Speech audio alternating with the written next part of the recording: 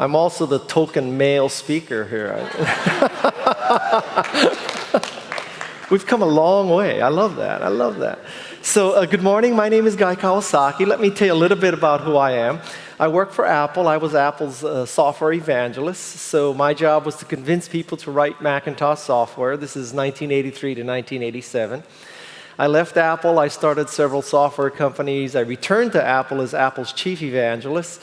And then I left again to start a venture capital firm called Garage Technology Ventures.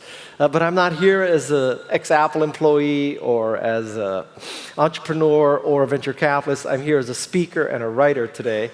And I'm going to talk to you today about enchantment and the art of social business. I happen to be a huge believer in social media, social networking, social business.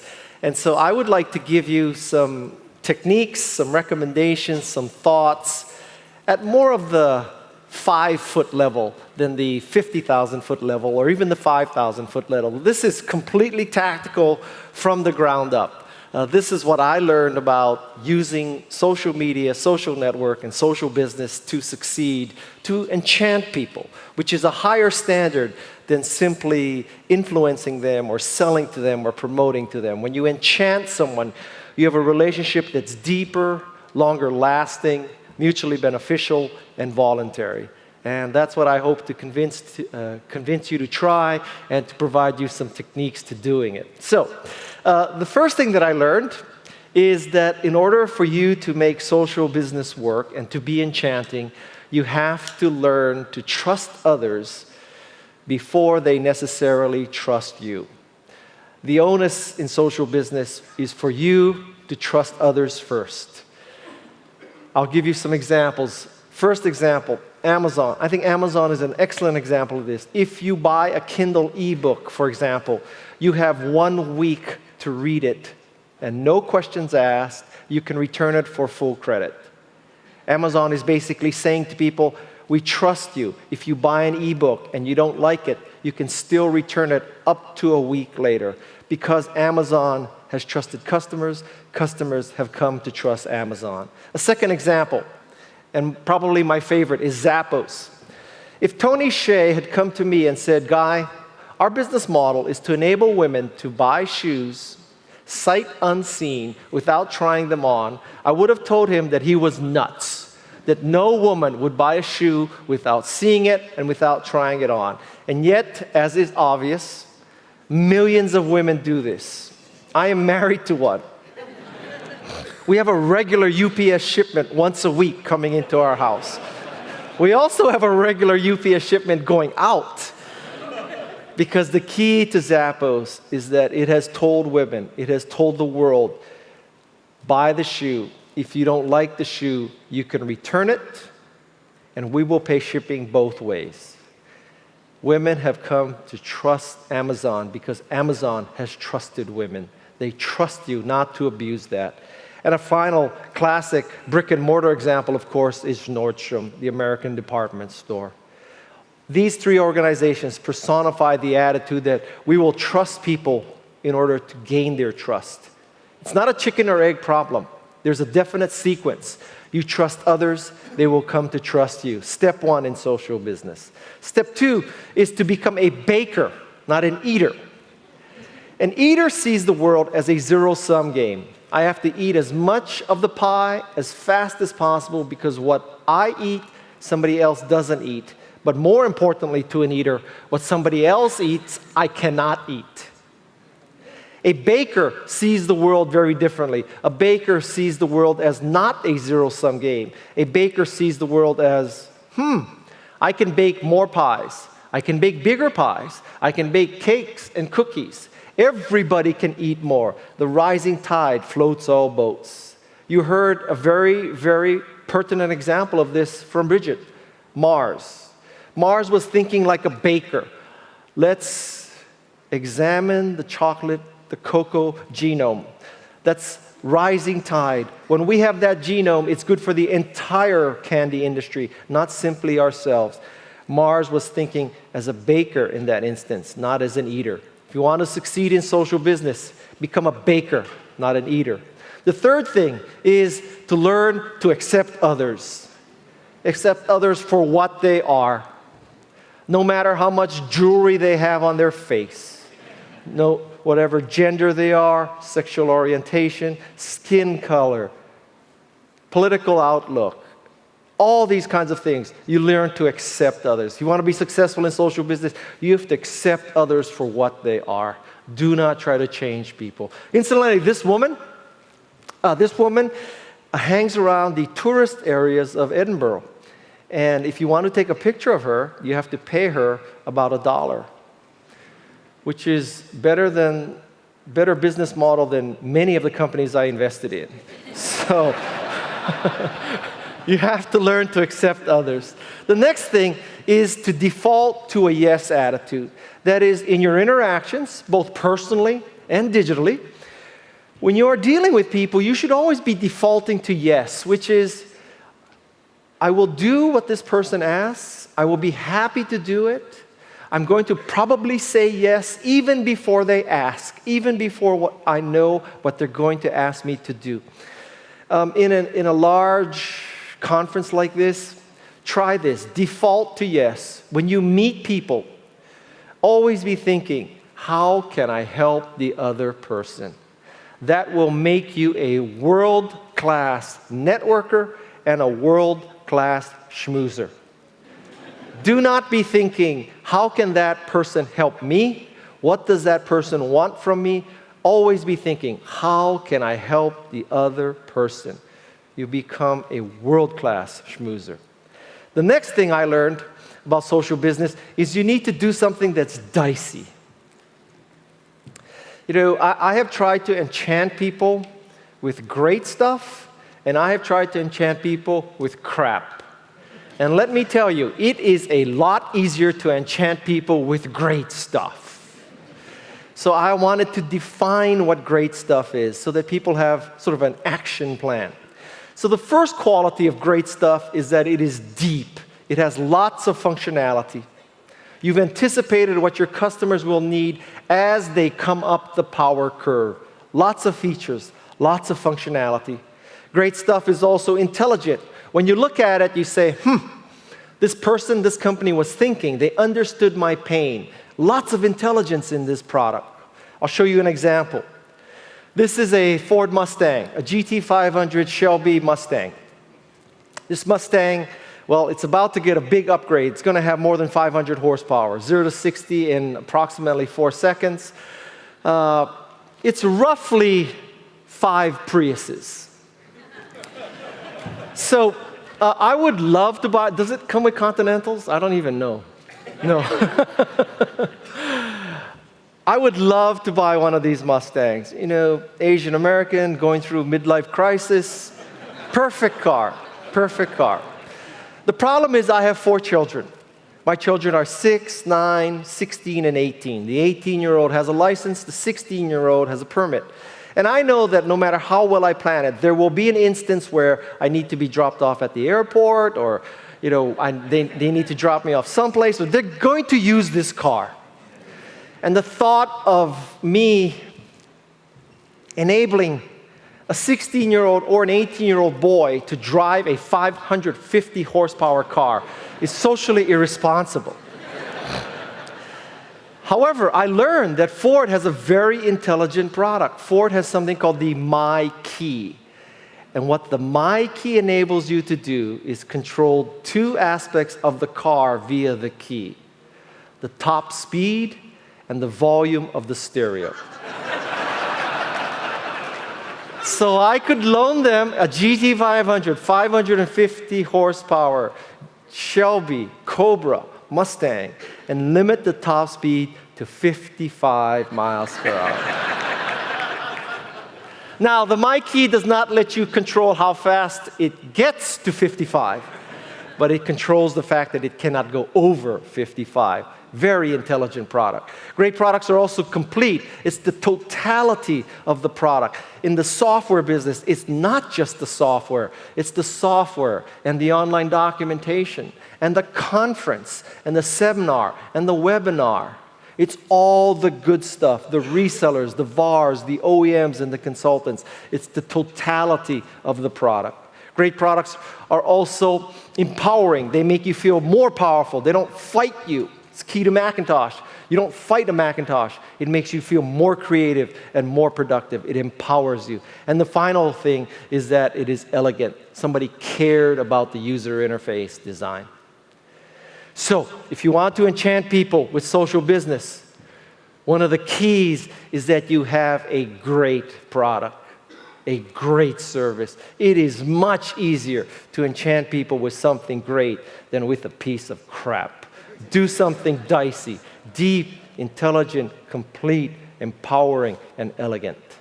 Next step in social business is to tell a story. You know, in the tech business, many CEOs stand up on a stage like this and they talk about, you know, today we're ushering in the 5th paradigm of personal computing. It's patent pending, curve jumping, paradigm shifting, scalable, enterprise quality, easy to use, fast, reliable, all the adjectives that every other company applies to their product. You need to tell a story, a personal story, how your wife wanted to sell Pez dispensers online, so you started eBay. It's a total bullshit story. It's a great story. Or how you knew there had to be a better way to search, so you started Google. Or you wanted a directory of the web to classify all the cool websites, so you started Yahoo. Or you wanted to upload video that you pirated, so you started YouTube. Tell a story how you were frustrated that the only place you could use a computer was at a bank or at a government institution or at a university, and you thought, surely there must be a better way. Why can't computers be smaller and cheaper and easier to use? So you started Apple. Tell a story. Tell a story. The next thing is to plant many seeds. I think one of the beauties of social media is that it is changing marketing. It used to be marketing 1.0, very hierarchical. You figured out who the A-listers, the experts, the journalists, the analysts were. You sucked up to them. You hoped that by sucking up to them, they liked your product. Then they would tell the great unwashed masses to use the product. They would make your product. That was marketing 1.0. Marketing 2.0, in a world of Google Plus and Twitter and Facebook, is a much flatter world. And now, you have to plant many seeds, because the way it works is, in the old days, the A-listers made your product and told the great unwashed masses. Today it's reversed. The great unwashed masses embrace your product. Then, because your product is successful, the A-listers and the journalists and the experts have to write about it. You know, Twitter is about 6 years old. Show me a story that's 6 years old that some A-lister, some journalist, some expert from the New York Times, Wall Street Journal, USA Today, Business Week, Fortune, Forbes, CNET, Wired, any of them. Show me a story 6 years old where somebody said, I have seen the future of communication. It is a company out of San Francisco called Twitter. It enables you to send out 140-character text messages. These text messages today say, my cat rolled over. The line at Starbucks is long.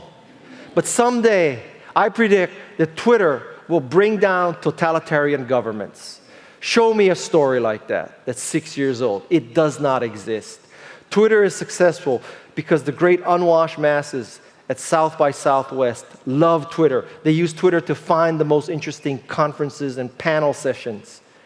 And from there, it spread. If you believe this theory of planting many seeds, it means that you have to go after Lonely Boy 15. Not Walt Mossberg. I'm not saying you should ignore Walt Mossberg. I'm not saying you should ignore Fortune, Forbes, Business Week, or any of those big publications. But I am telling you that Lonely Boy 15, the person with 15 followers, not 15 million followers, may make your product tip. And the question is, how do you find Lonely Boy 15? And the answer is, you cannot, because he is Lonely Boy 15. What you need to do is plant many seeds. You need to enable people to use your product.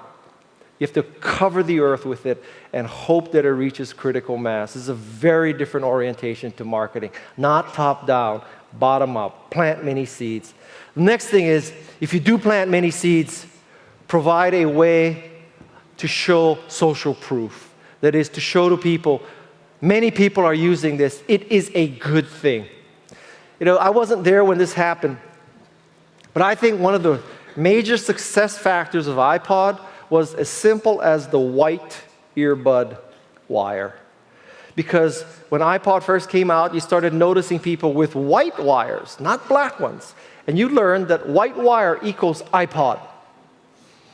And the more white wires you saw, the more comfortable you were with buying an iPod. Finally, you bought an iPod. You added to the population of white wires. More people saw more white wires, more people bought more iPods, more people bought iPods, more white wires, more people bought iPods. It became an upward spiral. Somehow provide social proof. This is what it's all about when you see these buttons that say like and +1. It's providing social proof. Enable people to show social proof for your product or your service. The next thing is to build an ecosystem. This is going back to the completeness in Dicey. A complete ecosystem of consultants, developers, resellers, user groups, websites and blogs, online services and conferences. With IBM, with Lotusphere, it's the totality of it. These people will fill out holes in your product offering. They'll do things that you cannot do or you are unwilling to do. With Apple, part of the ecosystem was the user groups. They kept Macintosh going when Apple was unable or unwilling to provide support. Today, think of all the tens of thousands of iOS developers, part of the iPhone, iPod, iPad ecosystem. Think of all the Android developers who are part of the Google ecosystem. Build an ecosystem. Next recommendation is, if you want to really be successful in social business, it is about providing value. Fundamentally, people follow others, they like others, they fan others, they +1 others because you provide value. If you are a celebrity, God bless you. You don't have to provide value, right? If you're Britney Spears, you could say, I bought another Prius. If you're Britney Spears, you can do those kind. If you're Shaquille O'Neal, you could say, I bought a black Prius. If you're Lance Armstrong, you could say, I hate Paris. It's interesting. But if you're anybody else, you have to provide value. 3 forms of value. First form of value is information. What just happened? Second form of value is insights. What does it mean that this just happened? And the third form of value is assistance. How to make this good thing happen to you or how to avoid a bad thing. As a general case, if you want to be successful in social business, you have to be providing value. Information, insights, or assistance. Next thing, some rules of engagement. I think that one of the keys to social business is you have to engage fast. On Google+, where I'm most active, I would say that the half-life of a Google+ post is 2 hours. 2 hours. You have to jump on that. The comments happen in 2 hours. The responses have to happen in 2 hours. If you want to be enchanting in a slightly more traditional way, answer your email within 48 hours. Nobody does that. If you simply did that, you'd be a lot more enchanting. Hardly anybody answers email in 48 hours. The next thing is that you have to think of the world as flat. Again, this gets back to Lonely Boy 15.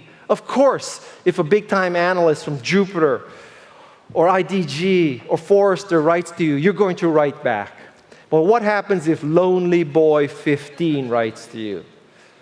The flat world, you have to write. Lonely Boy 15 may make your product tip. Flat. And finally, frequent. It is no longer the case that social media, social business is an experiment. It is core to marketing at this point. So you don't do these things after everything else is done. It should be core to your existence. My next recommendation is that you remove the speed bumps to social business. This is an example. This is a slide that shows CAPTCHA. As most of you know, CAPTCHA, the purpose of CAPTCHA is to what? Reduce your amount of adoption, right? That's why you put CAPTCHA systems in. You don't want people to be able to sign up. So what you do is you throw a first word up there, which I think is Holber. The question is, what is the second word? How many of you know what language that is? 5 of you? And of the 5 of you, how many have a Hebrew keyboard? 2 of you? So of 500 people, 2 of you could complete this CAPTCHA. This is freaking amazing. I don't understand this. Why don't you just say, I don't want you to be my customer? I'll show you a good example of removing the speed bump. This is a company called Singevity. What Singevity is doing is it's in the business of installing solar panels on people's roofs, on residences, okay?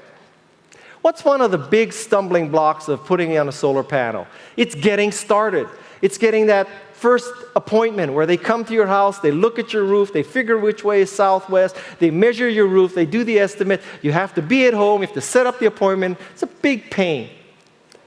Singevity has figured out something very clever. It removed the speed bumps from installing a solar panel. All you have to do is enter your home's street address. Then it looks up in a satellite photo. In a satellite photo, it can zoom in on your house. It knows which way is southwest. It can create a mock-up of what the panel will look like on your roof. From that mock-up, it can calculate roughly, how many kilowatts that panel can put out and how much that panel will cost. It has removed a speed bump to installing solar panels. Remove the speed bumps to your social business. And my last slide is this. My last slide is everything else fails. Everything else fails. Then there's one more recommendation. If you want to succeed in social business, and if you want to enchant people, get on your hands and knees and beg for it. This is a picture of me with Richard Branson. The scenario here is that we were in Moscow together, and in the back in the speaker's room, because we were both speakers, he came up to me and he said, Guy, do you ever fly Virgin? I said, no, Richard, I don't want to tell you this, but I never fly Virgin.